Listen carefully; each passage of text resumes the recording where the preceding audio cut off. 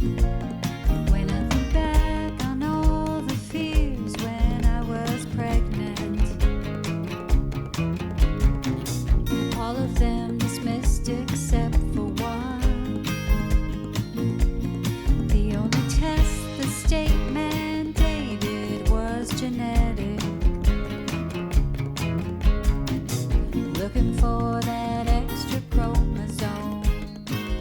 Hello and welcome to the If We Knew Then podcast.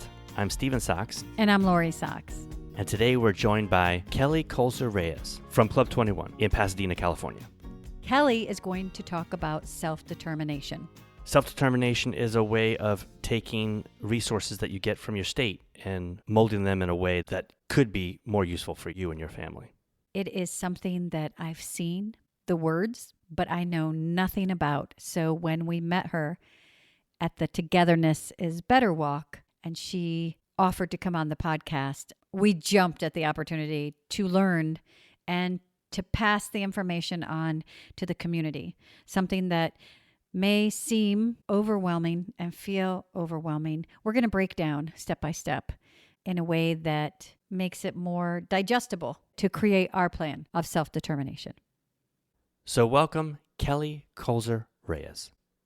Good morning and welcome to our podcast, Kelly. Thank you so much. It's an honor to be here. I really appreciate the opportunity. This is our first time really meeting. So could you tell us a little bit about yourself? Absolutely. So my name is Kelly Kulzer-Reyes. I am a mom of a young girl with Down syndrome. Her name is Amelia. I'm also the mom of two kids without Down syndrome. Their names are Noah and Simon. And we are a Club 21 family. We found Club 21 when Amelia was 5 months old. So we had a birth diagnosis of Down syndrome. It was a bit of a surprise, but it wasn't a kind of a surprise that devastates the world. Like, I think some people have different experiences. Ours was, surprising. And that's about it. So I have been an English professor at Taft College for, 15 years or something like that now. So I came to disability kind of through Taft College as well, because Taft College is the home of the Transition to Independent Living program, which is also really cool. So when Amelia joined our family, it was kind of like a natural progression in all of the things I had been doing professionally, but then it really ramped up my interest in advocacy. So when Amelia was born, we found out that we couldn't save any money in her name, that she had to be impoverished in order to qualify for services. And I thought, that doesn't sound right. I'm pretty sure that there's a problem with that. So I got involved with passing the ABLE Act, which is the Achieving a Better Life Experience Act. And then as time went on, I learned more about the world of disability, especially focused on intellectual and developmental disability. I went to complete additional graduate work in disability studies, and now I get to teach these classes for Club 21 Learning and Resource Center in Pasadena, which is our home for Down syndrome, actually. And we found it early on in our Down syndrome family member journey, I guess we'd call that. So could you tell us a little bit about Club 21? Because Stephen and I have heard of Club 21 for the majority of our journey, and we have some really good friends. That's what brought us to the walk where we met you. But I think it was just that we never, it's the whole thing about having a village. We never really were village people, but I think it was with all the advocacy and fighting, and especially the energy that goes into education and advocating for that, we've never gotten to Club 21. I think that people find what they need at the right time often. In our case, we realized we were going to need to learn a lot in a very short amount of time. And that was how we found Club 21. And we decided we're throwing ourselves into this. And if we like this place, we'll keep going. We're going to try it once. If we don't like it, we won't go back. And we found this warm embrace of a community that for us we didn't even know that we wanted it, at the time. I don't know that we're village people ourselves, but we've actually created quite a few villagey moments. And I'm very grateful for that, because Nancy Lidekin, who is the executive director at Club 21, with her amazing team, she does not like it when people say that she did this. It is a huge team, but she's the face of the team. She made us feel so welcome and so loved and so supported. And we are not connected to a church community. We're not a religiously focused family, but we're more secular in our raising of our kids. But this was kind of like that community that I had in childhood that I kind of missed, but didn't realize I had missed. And we've never left. We have been active at Club 21 for 9 years. And every time we need something, there is some way that someone there has been able to be instrumental in helping us get to the next step. Whether that's an IEP support with the amazing IEP support people they have there, or speech, another just a view of Amelia's speech and how she's doing with articulation, or the talk tools training that they brought in just for our families. Or if it's been like the dads community, my husband has been connected to the dads group for some time. That's Dads Appreciating Down Syndrome. All of these pieces put together have been like the right thing at the right time. In education, we call it like a just-in-time service, right? So for us, we didn't even necessarily know that we were in a place where we might have wanted some of those supports. And it has just worked out beautifully. We have been involved in educational partnerships, IEP trainings. My son is in SIB shops, which has been just a great resource for him. He's 11 and he can go and talk to other people who have siblings with Down syndrome without feeling like he has to explain anything. He can just be, which has been a real delight, I think, for him.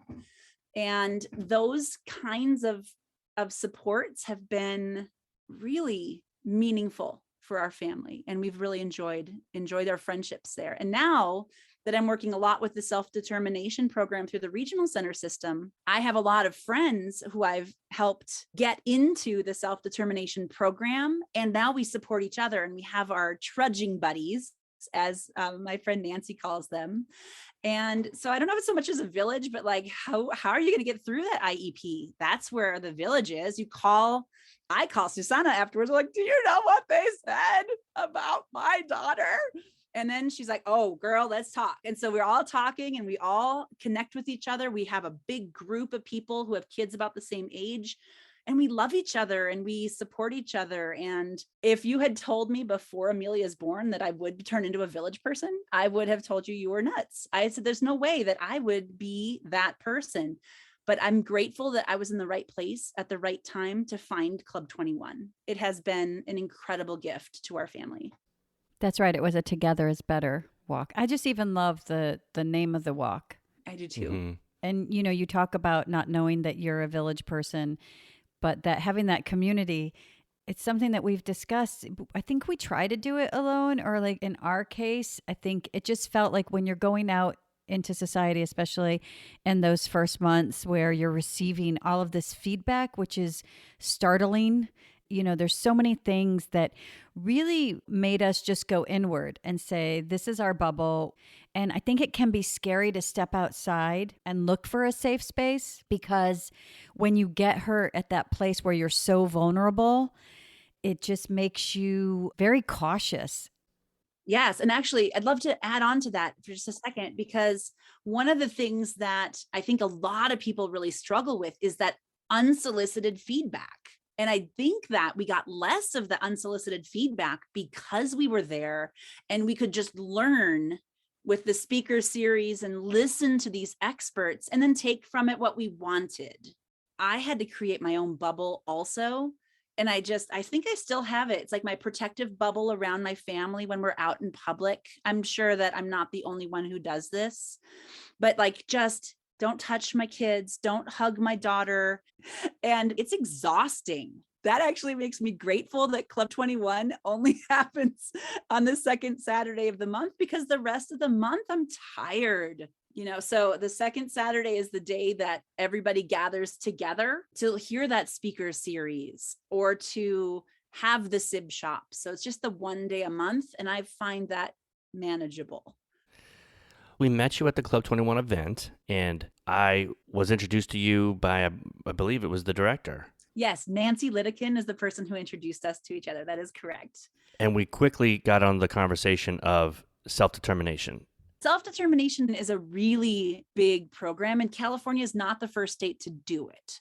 We are a little bit behind. We're lagging, but we are one, I think, of 18 states that have programs that are funded in this way. So I don't know what you guys already know about the self-determination program. We know nothing. We know We know nothing. And that's why we were so excited because perfect. when you started to explain what it was, I was just like, this sounds amazing. And I know nothing and overwhelming at the same time because we don't know anything. It is. It's both overwhelming and amazing. And I think it's overly complicated, or unnecessarily complicated, I think is a better way to say it. But it's an amazing opportunity for our loved ones who are regional center clients. Okay. So what happens in the regional center system in California, and we know that that's funded through the state, right? This is the Lanterman Act, and it protects individuals with IDD. The California Supreme Court upheld this law. And so we have an entitlement in California, whereas other states do not, to ensure that people with disabilities have access to what they need throughout the lifespan. Okay.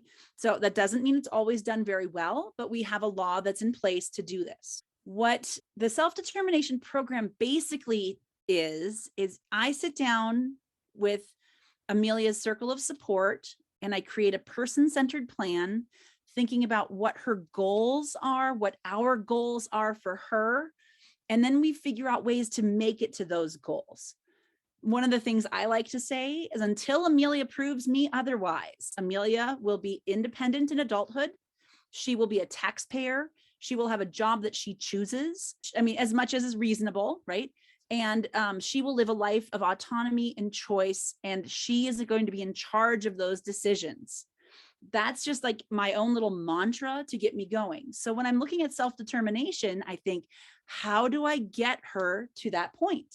And maybe that she'll be interdependent, and maybe she'll need lots of supports. That's okay. That just means that she's part of planning those supports in the self-determination program. Whereas in the traditional system, like what we have right now for everybody in California who they start in the traditional system, you have a service coordinator. The service coordinator says, oh, looks like your parents are tired. They should have respite. So then what you would do in the self-determination program is you would say, okay, whatever we spend on respite, now I get to take and put into Amelia's plan and use the funding the way we see best meeting her needs. Okay, because the traditional system says, oh, we have respite, you get 20 hours a month of respite, the end. Now in self-determination, I take the money that would have funded traditional respite, and for our family, it's art and cooking classes. It's a community integrator who goes with her to classes in the community. It's adaptive horsemanship or things like that, and adaptive skills like things so that she learns the skills she needs to be employed and employable in adulthood. We know people with IDD who have adaptive skills, following directions, able to understand the nuance of smiles and eye contact, and those pieces are more likely to be employed than people without those characteristics or those skills. So everything we do, even if it's just a regular cooking class, she's listening to instructions from someone who's not me. She's listening to instructions and following directions, and not always very well, from somebody who's not me or not her dad. She's doing things to prepare her for an adulthood of success, choice, and autonomy and independence. So everything we do in the self-determination program in our family is leading to the goals that we have that are long-term. And for a lot of people, if they're not thinking about long-term goals, what's going to happen in adulthood is not going to be that impressive. It's going to be like just a continuation of what happened last year. Just like for people without disability, right? If I'm a non-disabled grown-up who has no goals, I'm still not going to meet them because they don't exist. But if we have these forward-thinking goals, which is a huge part of Club 21, if you have no goal, any path will get you there. But if you've got a goal, hey, you've got to get to that goal in some way. And so I use the self-determination program for Amelia in order to get to those goals, get to the places where we want her to be in adulthood. And she's 9 right now, and we're already working on job exploration. Like, she has to clean those horses' hooves. She has to like clean up after her horse, put things away, do all that stuff. And all of those things are helping her develop her interests, which helps get us towards jobs of choice, not jobs where there's a work crew, or not a sub-minimum wage opportunity, which is another thing that's changed here recently. There are lots of pieces that you just have to keep practicing to get to an adulthood of, of the choice and autonomy that I want for her. So how do people go down this avenue of self-determination? All you have to do is, if you're already a regional center client, you contact your service coordinator and say, we would like to explore self-determination. They're going to tell you that you have to take an orientation. A lot of them are like connected to the regional center websites. People can do those right now. And you can just take the orientation right now. Our regional center in Kern has an online portal. You sign up for it and you take the orientation. And then as soon as that orientation certificate is complete, you can start that process. There's basically a to-do list. And actually, Disability Voices United is an organization, and I serve on the board for DVU. And that organization has a book. Actually, I have it right here. Let me show you. It is called Think Outside the Box. And it is basically has checklists in it. You can say, okay, I did piece 1, I did piece 2, I did piece 3, and now I can move forward and I know what I'm doing next. So for people who really are those independent village list people, you can do it independently, and that's okay. If you prefer to figure it out independently, some regional centers are amazing and they will help you and they'll do great work. And some regional centers are less than amazing. And you may want to connect with a person-centered planner or an independent facilitator who can help navigate that process with you. And one of the things we do at Club 21 is we have learning circles.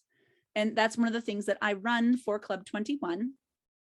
It's a self-determination learning circle. And I basically broke down the orientation so we could go more in depth into each main topic. And I help people get through that process independently. Some of them leave the class and they say, okay, I'm going to go try this on my own. And some of them say, I think I want someone to hold my hand through the process. And it just really depends on your level of comfort and your understanding of how the regional center system works. But those 5 classes are basically 2-hour chunks. And each of those, I've scheduled them like on a Sunday afternoon. So we have this little group together, 10 to 12 families, kind of getting together and understanding it, talking it through, doing activities, creating that person-centered plan, brainstorming what unmet needs and changes in circumstances are. That's how your budget can change. For example, if you had a son named Liam, for example, and you say, Liam has respite right now, and you know that puberty is coming soon for Liam, and you want to make sure that there's a sexual education component, that he is comfortable and understands what's coming, and it's not in his IEP. What's going to happen is you can do 2 things. The regional center is going to say, oh, put that in your IEP. It's a generic resource. And then you get like a denial from your IEP team and say, oh, we actually don't have time to continue, like do that as well. So the regional center then has to fund for that service. And that's where you get those unmet needs adding to your budget.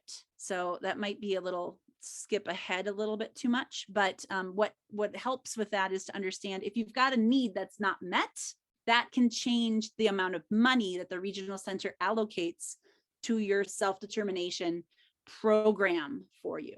Each self-determination program plan is basically like a mini grant. If you've ever done like grant work or project management work, basically it's let's plan for all the parts, we budget for all the pieces, and when we need more budget, we figure out what that could look like, and then we add it to the budget. It's a little more complicated than that, but in as far as a big picture goes, project, goals, meet the goals. If there's no goal, you can't meet the goal. Like there's no service, just like in an IEP. If there's no goal, there's no service to meet the goal, right? So you can't just say, oh, Amelia would really like to learn how to skydive because, 9-year-olds are skydiving all over the place. If you go to skydiving as your thing, she really wants to do this, that's not going to get funded unless there's a specific goal that will somehow address that. And I suspect that'd be a hard one to pass, but it would be like an example of something that maybe Amelia wants to do. She has no fear, no appropriate fear, and she would love to jump out of an airplane, maybe, but you can't just fund for that. You have to have it be something that's a recognized need. The goal has to address it. And then there are services and supports that connect to each of those goals. Well, supports that come to mind for me is speech and things that we've heard, but even just the cooking class or the horsemanship, those are really out of the box thoughts, and it's encouraging to hear that is a possibility. Well, you look at, especially coming off of a pandemic, or we're still in a pandemic, and a lot of our families still haven't returned to school. And so there is a gap of 1.5 years of socialization that has not happened. And that's a main concern for neurotypical kids. They're addressing the heck out of that with mental health, but nothing for our kids. It's just not a concern. It's like our kids don't exist in a pandemic. That's my experience. I'm very grateful that we're homeschooling right now through a charter or home study, whatever we call that, and that our IEP addresses our actual needs. And I'm grateful for that. I'm glad I didn't go through the process the way that I might have. But I think you're talking about the communication and the speech, right? What the regional center is going to say is, well, your generic resource for speech for a school-aged child is school. So if it's not if you have speech in the IEP, then that's what you have. And then if you want additional speech, you have to use your private insurance first, which we've all heard before. So your private insurance takes care of that. And if you have Medi-Cal, then you have to go through Medi-Cal. And if you don't get it, you have to get a denial from each of those because not everybody has habilitative speech in their insurance. I mean, my insurance is incredible. I would never put speech into my plan because that's not something that we're lacking. But if you are lacking that, for example, lots of school districts will not address the medical reasons for speech disorders like childhood apraxia of speech. I've had a lot of families have trouble getting that addressed in an IEP. So the IEP team denies it. The insurance maybe isn't accepted by certain apraxia experts. And so I need to go into my self-determination funding to be able to get the apraxia of speech covered within my self-determination program. So those kinds of things you can do, but those denials from insurance, denials from the school district, denials are in writing are still going to be important in this case. And once you've decided to do this and you talk to the regional center, you go through the orientation, you make this change of format or whatever you want to call it, the change in this service, this is something that is ever evolving, you're saying. So once you have these monies and then use the budget the way you feel is best for the goals of your child, that's something that is updated on a yearly, like your usual meetings with regional? Yes, just like your IPP, exactly. And then we look at the goals, we look at what we've spent the funding on and how it has addressed those goals. And we talk about how that's going better or going worse, whatever it happens to be.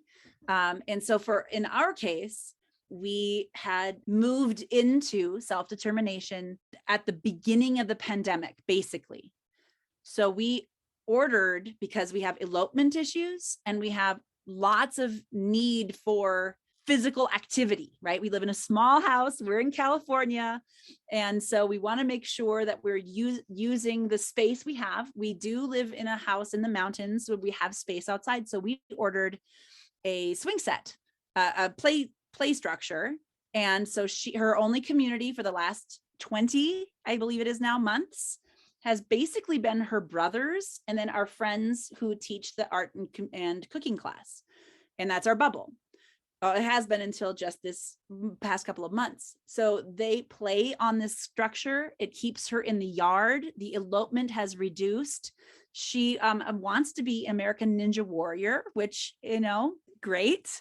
So she does all that activity every day. And she is so happy to be like on her swing, just swinging and all. And that's honestly, that is a lot cheaper than ABA. And we've been able to use that so efficiently. I think it's quite frankly the best money that any regional center has paid for any item in the history of services to individuals. It is what saved us in the pandemic. We had no staff. No one could come into our house. No one would come to our house because we were in the boondocks. And this kind of self-determination purchase has literally saved the regional center like thousands and thousands of dollars of ABA, because ABA is extremely expensive and Amelia doesn't have a dual diagnosis of autism and Down syndrome. So our insurance doesn't cover it. Their insurance it doesn't get covered. So they had to pay for it. And then we just reallocated funding to work on the elopement using this kind of a tool instead. That's the kind of thing that makes, I think, self-determination pretty cool. So I had some questions of little things you've said along the way. And one is, you mentioned a community integrator. Yeah. What is that? And how do you find them? Because I think I know it's like a personal BII, like what you have at school. Is that right? It could be somebody like that. Yes. But is it kind of like that, but in the real world? In the real world.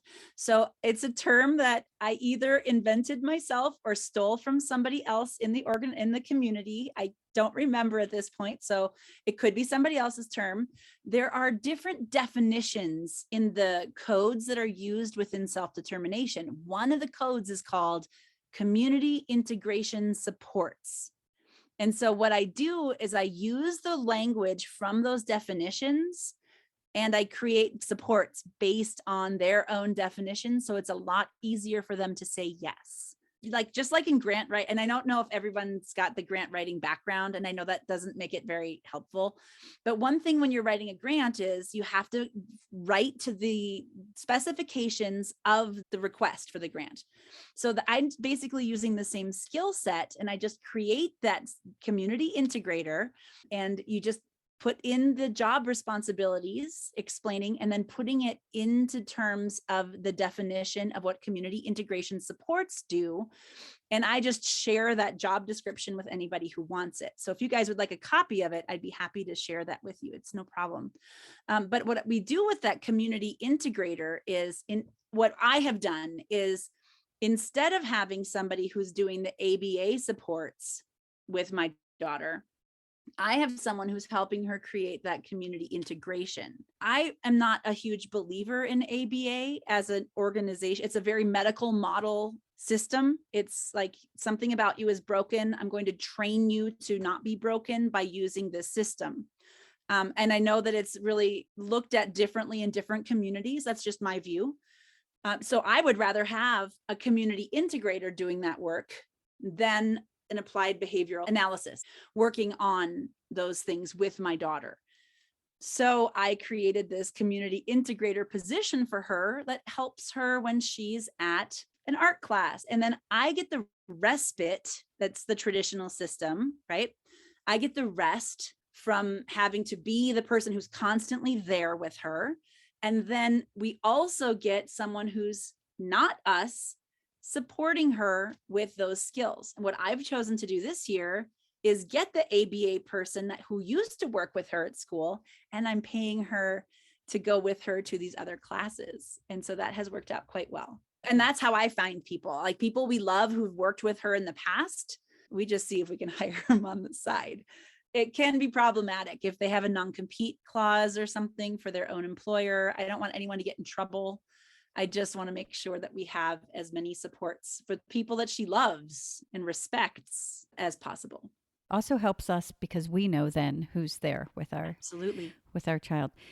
Is this a long process? Like if I said tomorrow, I wrote an email and said, I've done the orientation, I want to switch out. How long is the process typically? Really depends on your regional center, but they have come under more pressure from the Department of Developmental Services to get people through faster. I would say a really well-organized regional center And I'm not going to name their names, but some of them can do it in about 2 months. That's the short end. And then some of them can do it in about 8 months, could be the long end, maybe longer, depending on how many disagreements you have about the budget and about the spending plan, because each of those parts become a meeting. It's a lot of work on the front end, but it's a lot less work ongoing. So it is work. Like, it's not like somebody else is going to be doing that work for you, right? You would, in the traditional system, a service coordinator would be making those calls. Maybe you make the calls yourself because you want to save the money in the plan and not pay someone to do that kind of work for you. I actually choose to keep my independent facilitator who helped us get into the program, because I also hire somebody. I could do Amelia's myself, but I want to just be her mom. I hire somebody else to do it, and that actually helps my sanity. So that's another gift to myself in this process, because then when there are phone calls I don't want to make, I pay someone else to make those. But the process can take between 2 and 8 months, I'd say, for most regional centers. If you are served by a less efficient or a more, let's call it hands-on regional center that doesn't really embrace the concept, it's a lot harder. It's harder to get in. And when we first talked, you had mentioned that because we haven't used our respite in a while because of the pandemic. And you had mentioned there's a backlog, because you used to be able to roll your respite hours over, and now you can't anymore. But you had mentioned something about, or maybe I misheard, about getting those hours back. That's actually called unmet needs. So there are 2 ways to improve your budget or change your budget. One is through unmet needs, and your need for respite has not changed, right? The pandemic made it impossible for you to find staff that was appropriate for your needs, and so they were unmet. So, for example, some regional centers only give 20 hours, even though there's no cap on respite anymore. That's all they do, 20 hours. That's the thing. Some regional centers do 100 hours. Some regional centers do 40. Whatever you have, your unmet needs can go into your budget. And it's not the amount they spend on your staff, it's the amount they reimburse their vendor for. So if your vendor gets $28 an hour for respite for your family, even though they're paying your staff $15 an hour or $14 an hour, you get that whole 28. So you would multiply your total number of hours by whatever your reimbursement rate for the vendor is to find out what your budget might be. If you just kind of want to get an idea of what your budget could be, there are a couple of ways to do that. One way is to ask for your cost statement. The cost statement is the last 12 months of spending on your loved one. You could also think, okay, I can look through the IPP and find all the things that have been authorized and how many hours for each thing have been authorized, and then just do math. It's not that bad, just mathematics, and just do some multiplication and you'll be fine. You get an estimate. Now, that won't be the same as a certified budget. That's your goal. But if you want to say, okay, I like to find out, am I talking about $30,000 or $130,000? And which one could I use more efficiently? Maybe that's where you start. Some people have an $800 budget. Some people have an $8,000 budget, and some people have an $800,000 budget. I don't want to have an $800,000 budget because that means my child's needs are intense and immense. I'm happy to have the budget that we have. And it's been plenty to meet her needs. You had mentioned Disability Voice United. Yes, Disability Voices United. That's right. That's an organization? It is. Is that here or is that national? No, it's here. We are an organization. I'm on the board. I was invited to join the board some number of years ago. And our goal is to make it possible for everyone to have the same access to the self-determination program, and make sure that people who are in the regional center system get their needs met, whatever that looks like. Is that something people can join and how, if they can? They can. And what's really cool about Disability Voices United is we have part of our website is an interchange. And it's like all of the self-determination webinars that we've put on for the last 2 years, helping people learn what a financial management service is, or what an independent facilitator could do for you, or any questions that come up. There's a webinar already out there for you, and you don't have to reinvent the wheel. For example, we do lots of trainings for independent facilitators. So we had a project for that for quite some time before the pandemic, of course. I did trainings in Spanish for our independent facilitators so that we could increase the number of Spanish speaking independent facilitators in the state, because that is a huge unmet need statewide. So all those the pieces where there are gaps, our organization tries to help fill them with trainings, with webinars, with supports, so that other people can enjoy the benefits of self-determination if they choose to. There's never pressure from us to do it. I think it's a superior program. It has better served my family. It is more work for me, but I'm happier. So like, if there's a benefit to the work, I'm often happy to do work. Our lives are better in self-determination than they were prior to self-determination. I don't mind not using the funds that exist, because I'm a taxpayer. I don't want to just use money because it's available.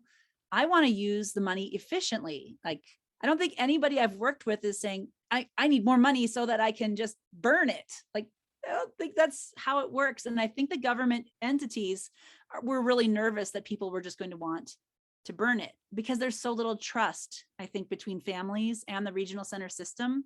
We actually entered almost a year and a half ago into the program, and it has been absolutely life-changing for us. We made it through the pandemic, I think in large part because we had access to being able to create our own bubble and keep our family safe.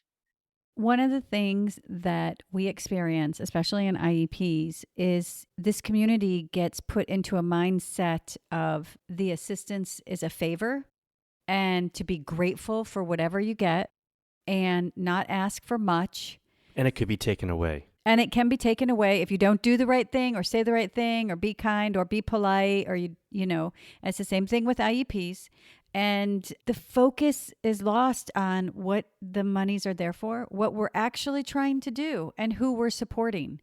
I mean, it just gets lost. It's one of the most frustrating things about an IEP is that it just gets lost. Like, nobody's actually concerned with educating our son. They're concerned about not upsetting the district, or, you know, just what it's just the focus is lost. This feels like it's a bigger focus where we know how to serve our kids. We know how to support them. We see them every day. We know what could benefit them. We know what they love. We know what motivates. And I think it sounds brilliant. I want to find out how you had mentioned, or you could get someone to hold your hand. I want to find out about getting someone to hold my hand through this process. And also, you showed us a picture of a book called Think Outside the Box.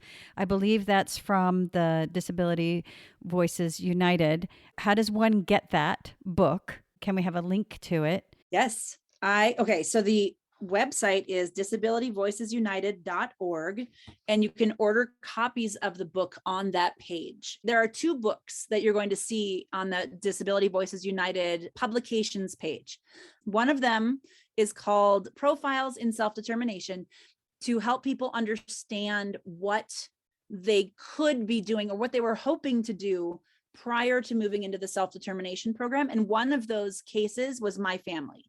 And it was to help people envision how they hoped to use the funding differently. What that does for families is it gives them an example of what you could do, not what you should do, but, oh, I never thought of adaptive horsemanship for my daughter. And wow, she really likes large animals, and her speech improves when she's talking to the horse. So, I mean, those are the kinds of things that thinking outside of that box really help. Those 2 publications are both available. I think one is $25 and I think the other is $20, but it does say on that website, and I will send you the link to that. Even if you're not going to do self-determination, what a great tool to have more insight and to be empowered to other ways that you as the advocate can support your child, because I feel that we do most of the work. And once we've done the work and if the result is apparent, then other people are willing to do, then like there's no denying in the IEP now that front loading and having the time to do his math, we've created an independent math doer, right? So now there's no way that they can take that back. There's no way that they can deny the ability. And so that book can give us some great ideas of how to reach those independent goals. So what are we working towards every day? We can work towards that. Eventually, I feel like the pieces get filled in. I hope that the support gets filled in. So but I do want to know about how to find someone to hold your hand. And then you also have a web series coming up in January through Club 21. Is that open to just California or? So that's a great question. It is a very specific to California's rules learning circle. And I would suspect the benefit for that would be Californians. Now, other states have other programs that are very similar. They're called self-directed services. And actually, it is a system within the Medicaid area, so the Center for Medicaid Services, that is increasing. So our program is a little bit different. Other states, like they just get an amount of money and it's not based necessarily on what was spent last year, and they can opt in or whatever. And I'm not an expert on those other states' programs, but I know that there are some states that do an amazing job. New York has a great program. Michigan has this. I believe Minnesota has something similar. And I think I could find the list of the 18 states that are already in, if that would be helpful to you guys. Yeah, if we could have a link to that, we could list them. That would be great. I want to talk about, I'm going to keep coming back to the whole hand holding, because Yes. for anybody who's listening to this, like for me inside, I'm just like, it's so much and my brain feels like it's going to implode. Like when you think, this seems like a great idea, but how do I do it? I want to throw up. Yeah. But that book with checklists, I do well with checklists, and not to be overwhelmed and say, I have to finish the whole book right now. Just one thing at a time. That's doable, right? Make doable goals. Yes. With the people who are doing the learning circle with Club 21 for self-determination, we actually buy those from Disability Voices United, and we send them to each family who's participating in the program. And it's not because it's like this really interesting book that has a great storyline and plot. It has nothing to do with this. I love the checklists. I show people on the pages in my little PowerPoint. This is on page 95. On page 95, here's your checklist. This is what you have to do first. This is what you do second. Oh, I'm not quite sure I agree with this. Take out a pen, scribble this out. Your regional center might do X, Y, or Z differently. Just write in it. It's something you write in. It's a document that's supposed to help you get through this process in a less painful way. Like, it shouldn't need to exist. This shouldn't be complicated. But once you learn how it works, it gets a lot easier, and it is an investment.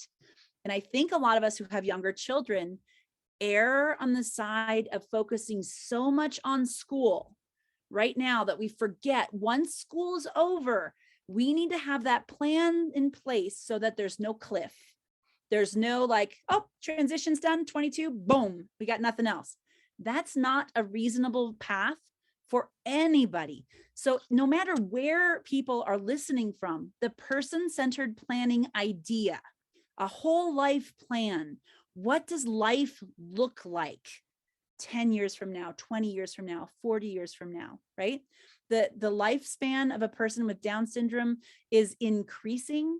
What we do need to do is say, okay, what do supports look like after school is over? What kind of job are we looking at? And then like making sure she has the adaptive skills to make the life she wants to live really a reality for her.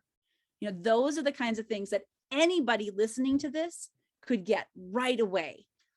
Figure out what you want as far as a life. And there are other ways to do this. It doesn't have to be with the regional center system or whichever kind of program you have in your own state, because what you're really looking at is this kind of idea of what does life look like in the area of health, in the area of safety, in the area of education, in the area of employment, in community living, in whatever part of life, in recreation, whatever it is, so that you're planning for the life that you want for your loved one, not just the life that appears to you at the time. Instead of being reactive, it's being proactive in lifelong planning. No, you're right. The education system does get overwhelming. It does, because it's horrible in so many ways for us. That's an hour in itself. But one word you said was process. And I think if you look at it as a process, as a journey, and that we are taking steps. So right now, if you look at the whole thing, it can be overwhelming. But if we say this is a process and we just do one thing at a time, well, this time next year, we may have everything. We may have decided it's not for us, or we may have created a great plan. We don't know what 5 or 10 or 20 or 50 years are going to look like, but we can work to create it. Okay, so in education, we have like this mantra of begin with the end in mind. What is the end goal? What are we trying to get to? And then how do we build those steps into everyday life? It could be regional center supports. It could be school supports, could be anything. But we're trying to get to a point. What do we need to do to build to get there? All that front loading has to happen. All of those pieces have to happen. I'm going to actually say that, write that down for your IEPs when you're sitting there and they're proposing goals. What's our end goal? Yeah. Not just where are we right now, but where do we want to be in 2 years, 5 years, 10 years? Those are the things that are so difficult.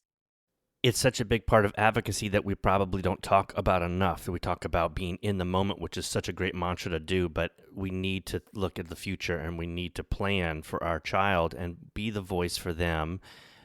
Not even after we're gone, just after they're independent, how do we build the life for them that they're going to want? Well, I think it's a combination. I think it's a combination of being in the moment and having an end goal. You're in the moment because you're thinking of, what do I want? What do I want to create? And then how am I moment to moment getting building there? that. Yeah. So it doesn't totally abandon that presence in your life, which I always strive for Liam's presence because he's so present in every moment. But look at the cello. 6 months ago, he couldn't reach the A note and he was struggling. And now, and we just were like, every day we're just going to do it. That fourth finger, that on a cello, that's hard stuff. And he's rocking it. He's getting the A note and he's so proud. He's so proud of himself. And so I think that you're right. It is about still being in the moment, but then it's a combination of also having a plan. And when I say bring that conversation into your IEP, because I want to say, what's your end goal? Yeah, one time we got a horrible answer from someone. So be prepared for somebody's end goal to be less than what yours is. But then, you're the ultimate voice. This is my end goal. How do we do that? How do we take the goals we've already agreed upon in the IEP or the IPP, if it's the regional center, and how do we build those to get to independent taxpayer, right? And I think that when I say that to a regional center staff, they laugh at me and the inside. Oh, Kelly, she's the one who thinks her daughter's going to be independent. I have no idea what kind of supports Amelia will have in adulthood.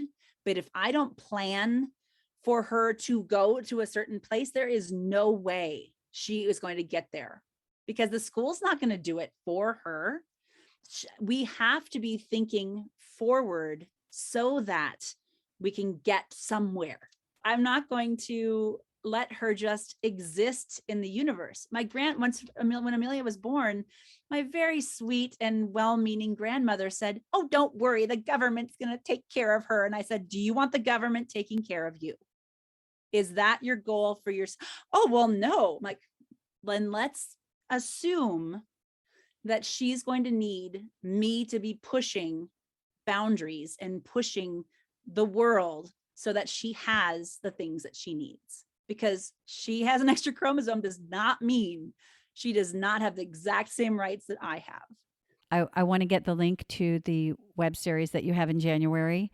You want to give a little bit of information on that web series and how people sign up and who it's for and whatnot? So the Club 21 self-determination program learning circle that I'm running for for the Club 21 community. You have to be a member of Club 21 to sign up. And I think it costs $100. That's just to make sure we have buy-in and people actually show up. It's 5 weeks straight. There are 2-week sessions. I record the sessions. I use a Canvas learning management service shell to put all the information in. I have little discussions. There are little quizzes. Very few students do them, but they're a way for me to just double check that people are understanding the material that I'm presenting. I've been a teacher for 2 decades, and I want to make sure I'm hitting the points that I think I am hitting in class. So it's basically a class, and anybody who supports an individual with Down syndrome, like our community is a Down syndrome community. So anyone who supports an individual in California would be a wonderful participant. And you just have to become a member of Club 21 in order to do that. And that's a Zoom meeting? It's all virtual. Yes, that is correct. So we're trying to make it as easy as possible for families to participate. The February session would be very important to sign up for if that's something you think would help you hold your hand along the way, so that you can at least understand what you're what's expected of you. And if it's something that you don't want to do, you'll know that probably by the end of that class. And you'd have a better idea than just doing the orientation for the self-determination program on its own. Because then the families that are with you can help you brainstorm what you'd like to do. And that becomes its own little support and village. So we have our own village people. I love the village people. I just was thinking, the more you say self-determination, the name of the program initially overwhelmed me because it's self. So I feel like, oh, I got to do this myself, determination. And I always, again, you go back to any process that you went to get any support for your child. And I think that just feels isolating. But when you were saying it just now and post our conversation, I want to shift that focus in my brain to be more of, I'm going to be self-determined. I think that's wise. I think one of the things about this that sounds scarier is it sounds like you have no support to do the program. But in reality, if you've got it first, you could have an amazing service coordinator who really wants to help you do this. Because if people went into social work as a career choice, and that's what they're doing, this is ideal for that. They went to graduate school in social work in order to support people live lives of choice and make decisions for themselves. And that's perfect for that. So if you have an amazing service coordinator, ask him or her what self-determination looks like with their organization. Get the information from the inside. They may not be allowed to say certain things, but they might be very frank and helpful. And you won't know until you ask. If they've never heard of it, it might be time to request a new service coordinator, and that's okay too. Absolutely. If you don't have the right coordinator, request a new one. That is your right. Yes. In any service that you have, don't feel like you have to settle for something that you just know doesn't work, that That's right. Feels like a burden. Do that person a favor and let them go. Free them. And find somebody. Yeah, free them.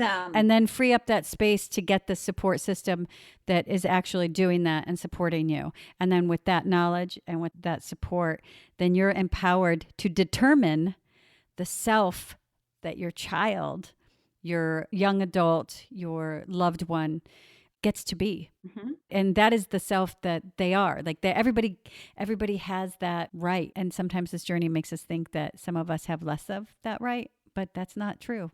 That's a misperception. We all have that same right. Yeah. And having the information out there empowers you. Even if I was thinking about your big checklist as you were going, and honestly, that was, it's a lot, but I think if in January I can do this, and in February I can do this, and, and give myself that time, then one step at a time, that I can do that. I can do that. I think that the checklist helped me as well, just to keep organized so I don't forget pieces. And then if I don't know what one of the check items in the checklist means, then I go and find my village and say, okay, what is this? I actually like that part quite a bit. Thank you for all of this information. I know going into it, I didn't know anything and I was overwhelmed by it. Coming out of this conversation, I have an insight and A plan. And feel like if I do this one step at a time, that it's doable. Just take that pressure off. I know as parents, we don't need any extra pressure. So there's no pressure. Let's just explore it. It's something new. Having that beginner's mindset of let's see what this is and let's see where this goes. And hopefully that's a help. I know it helps me. I want to thank you too so much for the opportunity to talk with you about self-determination and Club 21 today. It's such a fun thing for me to get to do. So thank you for inviting me. I appreciate it. Thank you so much, Kelly. Likewise. It's been delightful. Please follow us on Twitter at If We Knew Then Pod, and you can drop us a line on our Facebook page at If We Knew Then Pod, or visit our website, ifweknewthen.com, to send us an email with questions and comments. And you can join our mailing list there and get alerts of future podcast episodes. All these links will be added to this episode's show notes. Thank you again, and we look forward to you joining us on the next episode of If We Knew Then.